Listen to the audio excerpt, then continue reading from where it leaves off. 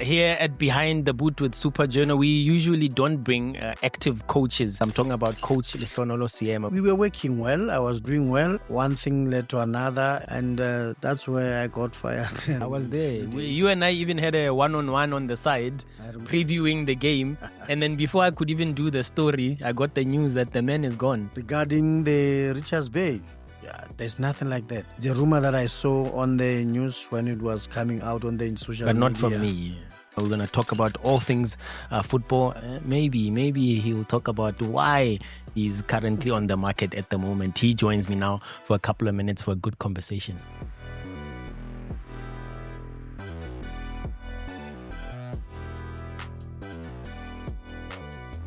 Okay, let's deal with the elephant in the room. You know, a lot of people, I'm sure, will be tuning in wanting me to ask you about Sekhukhune United. Obviously, at the moment, you are unattached. What happened? Can you take us into your confidence? And I know a disclaimer here that the coach can't talk about everything between his ex-employers and himself, because obviously it's still a legal matter, as you would know, with regards to termination. But he can maybe give us something on what happened with Sekhukhune, why he left the club, if he's in the market. Is it really true that he left because he's going to Richards Bay? Nothing gets past you, eh? Look, like you rightfully said, there are things that I cannot say. But regarding me getting fired at Sekhukhune, I can just tell you that I went and did the nice press conference of Nedbank. I was there. You and I even had a one-on-one on the side, previewing the game. And then before I could even do the story, I got the news that the man is gone. I remember. So I left Durban after playing Richards Bay. We lost, and that day, the same day, because we slept there, and then we had to come out the following morning. So I went straight to the press conference, and I knew that we have a meeting, because after every game we always have a meeting with the management, technical discussions and whatever, the briefings. And I went to the press conference. After the press conference, I head straight to Bedford View, the offices, to have our normal meeting, and that's where I got fired. And I can't say much. And regarding the Richards Bay, there's nothing like that. That I must put it out there, that I can say without faith or getting anything. There's nothing like that. It's the rumor that I saw on the news when it was coming out on the social media. But not from me. I did not even check, because there was a lot of that was said about me, whether being why and then what. Then I end up stopping, and then people will be asking, are you going to Richards Bay? What? I saw that this week, it came back again. Yeah. But I can tell you, I don't even have the number of the chairman of Richards Bay. So there's nothing like that. And there was no discussion that I had with those people, and that was not true. That is all I can say for now. Yeah, understandably so. Yeah. But I mean, there were some positives at Sekhukhune. Obviously, maybe let me ask you this. Why did you go back in the first place? Did you feel there was some unfinished business? Because we know the previous season, I think by the time it was around this time last year, where the team was, third or fourth on the table. And then you left, but at the start of the season, they had hired someone else, but he left even before the season started. And you came back to sort of carry on the good work that you've done. And by the time you were leaving again, the team was still in the same position, in with a chance to get a CAF Interclub spot. Yeah, I think when I came for the first time, the team was 13 or 12. I can't even remember. But we managed to work very well with the technical team that we had at that time. We set ourselves nicely, and we pushed the team up until we get to position 4. And when we went on Champions League also, I think we did well, fairly well. It was one of the highlights of my career, because I got to taste the CAF Confederation Cup and playing away there and trying to see how they do things. And the traveling, I always had teams. Coach Pete was the one that introduced us that the traveling is crazy. I felt it. But we did well. We managed to come third on our group, and we still maintained our position on the top four, on the fourth spot, and which was allowed us also to go back and try our luck again. And we were working well. I was doing well, and I thought everything was fine.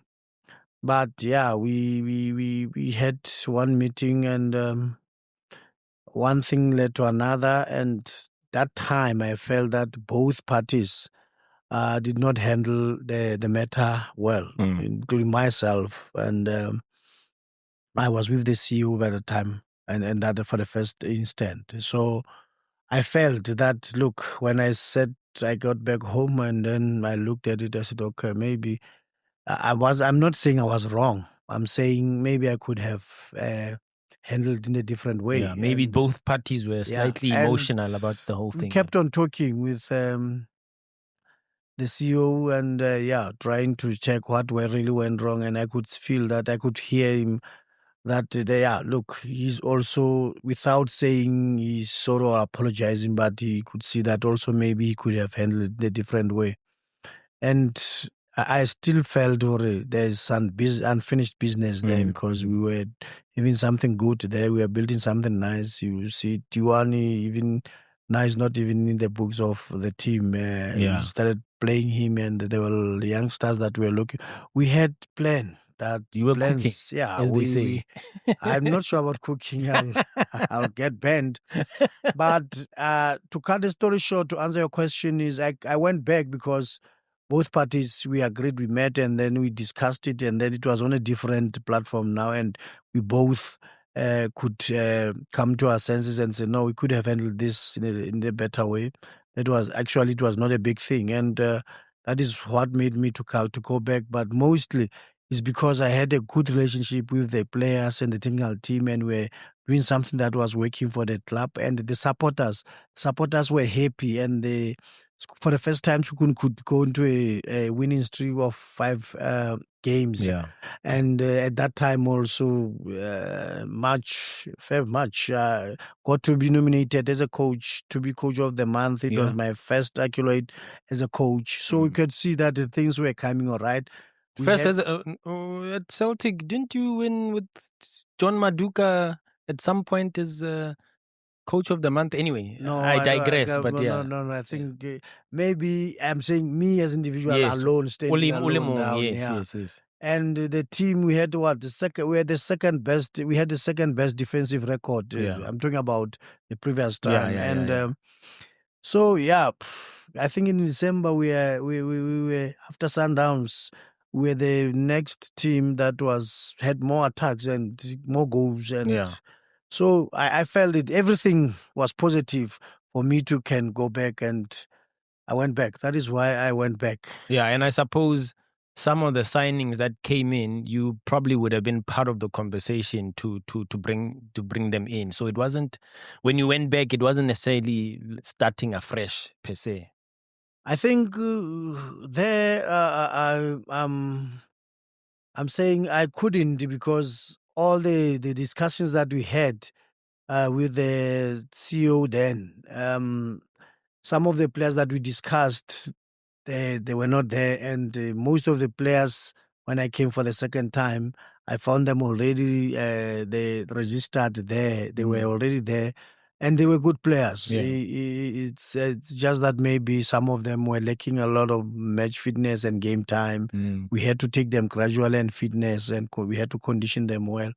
But I'm never gonna sit here. I don't know. I've never had the luxury of signing any player. Wherever I've worked, I'm still hoping that one day I'll find a better project that Mara, you support. recommend, no? Yeah, the recommendations. Yeah, for this one, the recommendation that I did, that I can say fully, because everybody have found them there. Yeah, and it's Lisedi. It's Kapinga. Yeah, okay. He's the one that. When I was there, the one that the talks were there, and then really CEO backed me up on that one, and then we brought him to the club. Maramo Bapadis. I played him. Remember what I said? I said some of the players we had to be careful. Yeah. How are we introducing them? Some of them, it has been. When was the last time you saw the city playing? I don't know how many times he played He when they hardly went played to at Pirates, yeah. to the preseason in Spain. So we had to take care, and then the injuries, so that we can try and condition them well, and so that they can also try to understand. And we played him, and remember the game against Amazulu when we beat Amazulu. Amazulu has been a good team for Sekhukhune Sekhukhune. for a And while, yeah. when we beat them away there, he came on and he changed the game. He did well. Unfortunately, he got injured again, the ankle. So that is why we couldn't use him the games after that. So that is why I'm saying we had to be very, very careful, because some of them, the injuries, we need to be careful how we introduce them. I can't recommend somebody and not use him. I was really, really looking forward to use him, and I was happy to see him playing the other day. That he came on, he played, and I was happy to see that he has healed properly. Yeah, and the one thing I also picked up about your technical team at Sekhukhune, I mean, there's a number of games that I said touchline, especially what I like about the fixtures that we did at SABC is that, the dugout and my monitor, I was so close to you guys. I could literally hear the conversation when you were going to make subs, what you were thinking about the game plan. Coach, and I also how there was some good coaching there. What was your relationship like with Paulos Mase, legend of the game, Gaetano Tembo, Liena? We know from, you guys all played the game. You were also, he was a defender, Paulo said, towards the latter stages of his career as well. So you could say he had 3 defenders there, but the style of play was impressive. What motivated that, and sort of to get that group playing in that fashion? To be honest with you, if you check through my coaching career, I've never went to any team with my technical team. I've always joined the team, and then any assistant that I'll be given, I'll work with him, and we worked nicely with them. And is it by choice, or when you get there, the club says, sorry, you have to work with? No, it was my choice, and you learn. I got as you grow, you learn. So that question, if you can ask me just before I leave here, I'll give you an answer. You try, because somebody took a chance or a gamble with me. Max Chabalala at Celtic gave me, say, hey man, get the ropes. Of course, it was during difficult times. There was nothing that he could do, but at least he gambled and gave me a chance. Some people just need to be given a chance so that you can see how far they can go. So that's what I believed in. And most of the clubs where I went, I found legends of those clubs or the players that played for the club working there. So it was going to be inhuman for me to come and say, no, I don't want this one, I don't want this one. And then I was new in this coaching thing. I did not know any coach that I can say, hey, I can relate and work with this coach, other than the coaches that I've assisted at Bloemfontein Celtic. So those were the guys that mentored me, and they are always having their jobs, and they have their assistants. And so it wasn't something that was difficult. Coming to Sekhukhune and Coach Paulo C, I'll start with him, the horse. I believe that is going to be one of the most good coaches in future. The guy, he can work hard. The guy has got knowledge of the game. The guy can go into details. The guy can analyze, and he's got fire. He's those three of us sitting there. I'm sure he's got double the yellow cards and the red cards by combining with Coach Gaetan. So yeah, we worked well with him, and we related very well. And the style of play.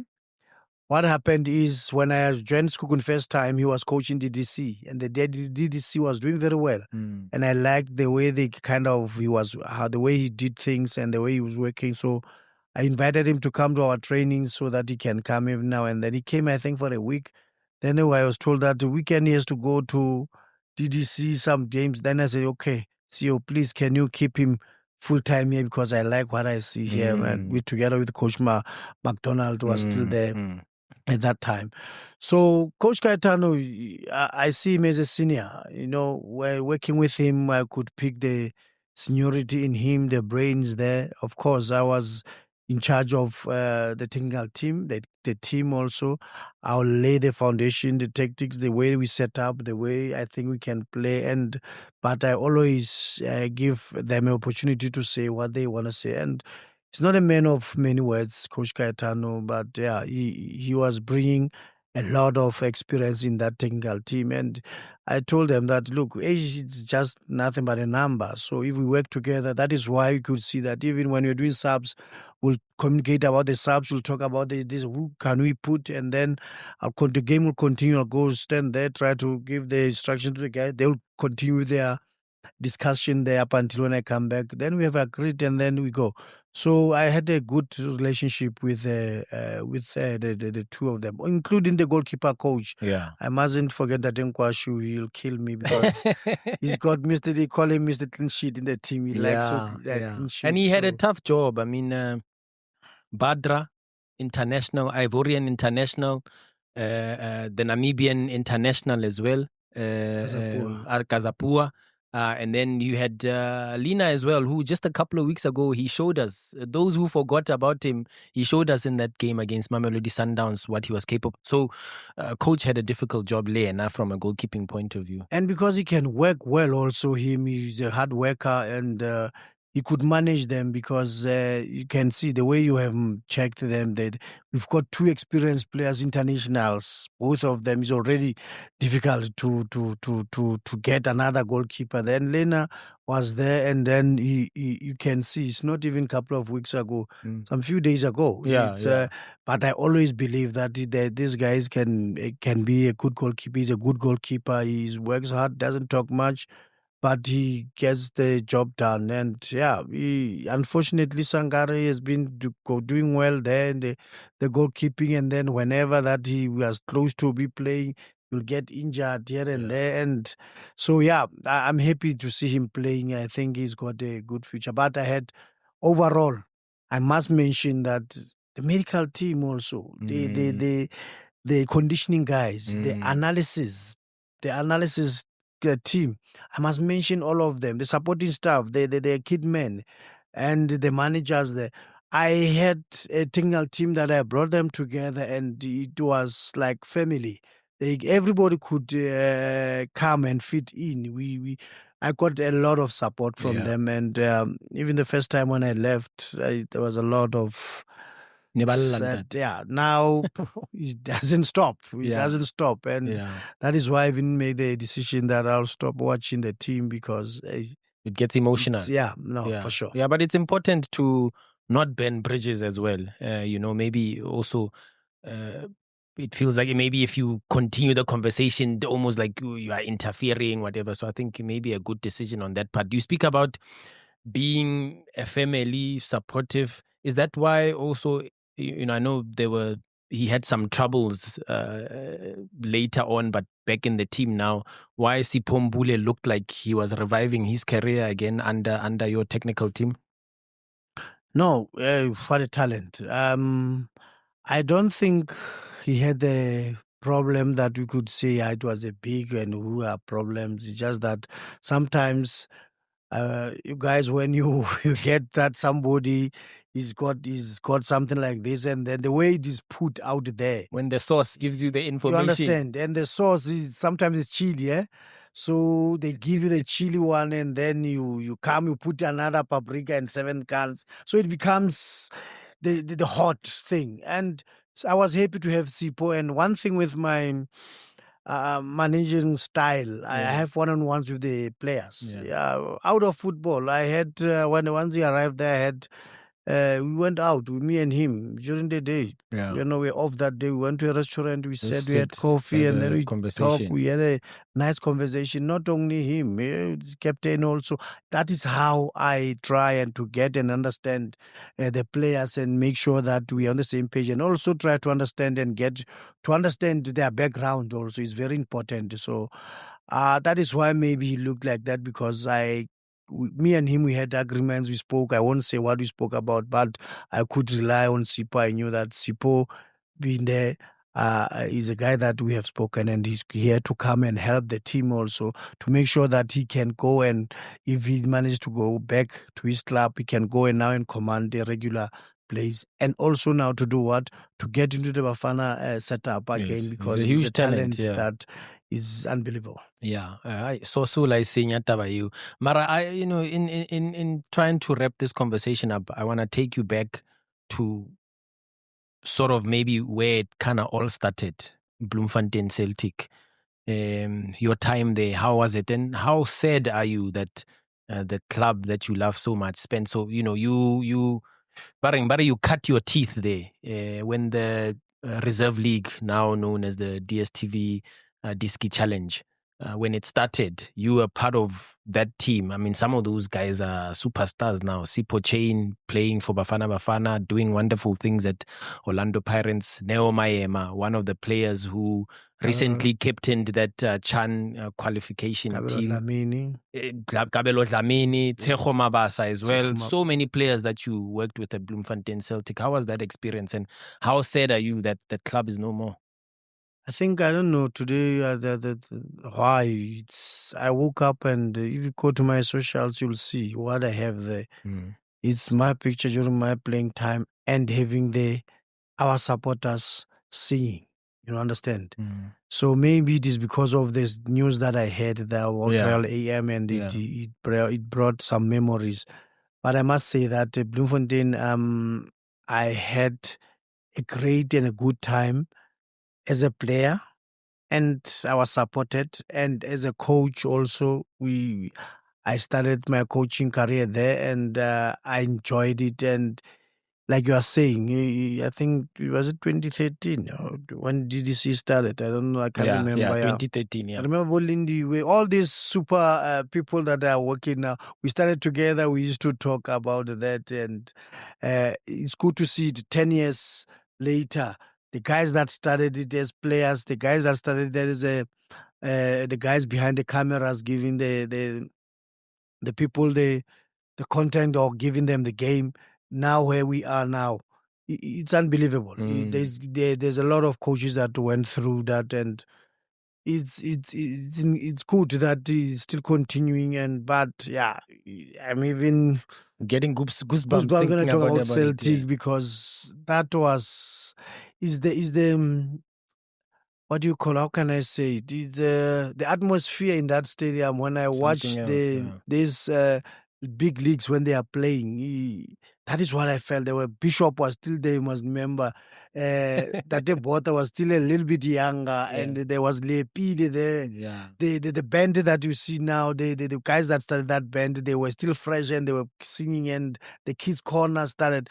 Pule Malebu, the guy that I was begging, may his soul rest in peace. He was very, very vibrant. And that team, I don't think I have ever experienced such environment in the team. I know that I played for Orlando Pirates. It's a big club, so that is expected. It's always like that, and it will remain being a big team for us. And I'll forever be grateful for the opportunity the chairman gave me, and even to lead it, and also lead in the Bloemfontein Celtic club. So yeah. Do you still speak to Coach John Maduka, because you worked as co-coaches at that Celtic club for so long, and I can imagine his head must be spinning right now, but what can he do? It's not in his hands. Funny enough, we are talking about 3 days ago, 4 days ago, or last week, I can't remember. But sometimes you give people space. You don't want to come and try. Sometimes you'll say things that I know that, hey, utaloka, what will utaloka ing? You understand? Sometimes you give the, but to answer your question, you're still talking. It's my twin, that one. It's twin. That one is my twin. We call each other twin. And so to your surprise, I was talking to the goalkeeper coach, Postnet Omoni. Because at some stage I had to defend in front of him at Celtic. So I always keep those relationships going. So I'm still talking to him, and I feel for them. And for him to go to the same thing for the second time, I can only imagine how he feels. But because it happened at Celtic, now Royal AM. It's hectic. Coach, but I wanted to just ask you, what are your plans now? I know you could walk out. That's the life of a coach. You could walk out of this room and get a call and get a job. You never know. But how do you stay relevant? Because it's tough for a coach if you stay out of the limelight for limelight is a terrible word, but if you stay out of the picture for too long, so you need to somehow be active, refresher courses and whatever, be on the market. That's maybe let me give you how I see it. I'm saying I don't want to be out for long in the system. Yes. But at the moment, it was a blessing in disguise. I've done my refresher course about 3 months ago. For those who don't know, and I know. I think I got the CAFE license, which is the one that makes us to sit on the bench, and also the CAF rules. If you don't have that, you sit in the stands, Papa. Yeah. So, yes. Eventually, I want to do the CAF Pro. I'm not much into the UEFA and what, and one will say no. Why? Because you can learn more and what, and even get higher qualifications. Yes, I can get those higher qualifications in CAF here. Same experience now. The world is close to everyone. Yeah, we can bring all those courses. Now I can tell you that I'm more into philosophies more than anything. So now it has given me a chance to work, to do my assignments, to work and attend classes. But it's more on the philosophy so that I can learn different philosophy. And after every big event, in football, it changes. The trends are changing. So, yeah, and only CAF Pro happens. It's the equivalent. That is what I'm saying. You don't stop. But for me, my next destination, I don't know you. I don't know it. And at the moment, really, there's nothing. And that is why I had to say that the issue of Richards Bay that is coming out now, there's nothing like that, and it has never been there. And at the moment, the season it's already finishing now. I don't think, and the chairman that used to call me even 3 games to go, this club is doing very well. I'm happy for him that I can relax. I can plan my holidays. You're not going to get that call to say, come save the club. Hey, coach, 3 games. Can you win 3 games? Shout out to the chairman, Pengesi. And I'm happy that at the moment, I'm okay. I'm having time that I can do my online courses and also having family time, and it's nice taking the kids to school back to and fetching them. You are away so many times, and I can even watch them when they are playing at school, and they say, hey, can you come and coach us, guys? No, it's not. So at the moment, really, I'll wait until the finish is over. I mean, the season is over, and at the moment, there's nothing that is on the table. Unless, like you are saying, that maybe now my agent is having something on the table, I'll know. But at the moment, until now, when I met you, there was nothing. Yeah, there was nothing, Coach Seema says, but there is something from our social media pages, some of the questions that have come through. We're going to close it here for now, but we're going to have another segment where we just take your questions as we've been asking you. Please give us your questions on Smash Sports or my personal social media pages. Tell us which guest you want to have next, and give us your questions so we can pose it to the coach as well as our future guests. That's how we close it here, Behind the Boot with Super Geno.